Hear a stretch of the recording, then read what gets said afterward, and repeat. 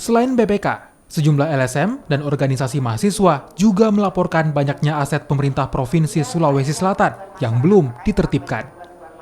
Ketua Badan Akuntabilitas Publik DPD Republik Indonesia, Silviana Murni, berharap Gubernur Sulawesi Selatan segera mengambil langkah tegas dalam penertiban aset.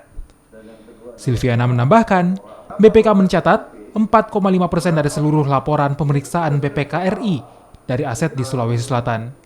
Jumlah ini termasuk aset Stadion Barombong dan sengketa kasus Tanah Jentang. Yang paling crowded adalah masalah pertanahan.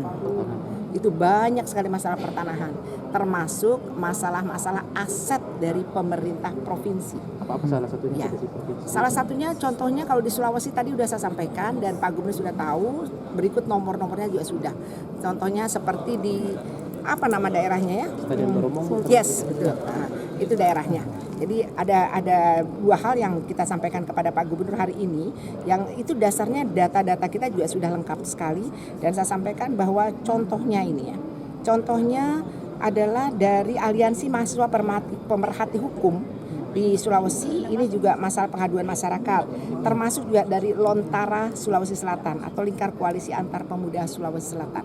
Juga sudah masuk sama kita dan kita tindak lanjuti, kita sampaikan ke Pak Gubernur.